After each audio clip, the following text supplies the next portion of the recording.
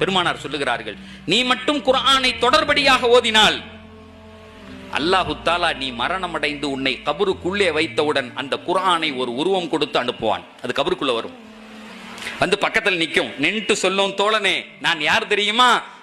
எந்த வேதத்தை உன்னுடைய வாழ்க்கையிலே தினம் தினம் ஓதிக்கொண்டிருந்தாயோ அந்த வேதம் உள்ள வந்துடும். வந்துட்டு அது உன்னிடத்திலே சொல்லும், இது இருளின் வீடு, இதுக்கு லைட்டு வேணுமா? I will arrange it. அந்த லைட்டை நான் ஏற்பாடு பண்ணி தர்றேன்.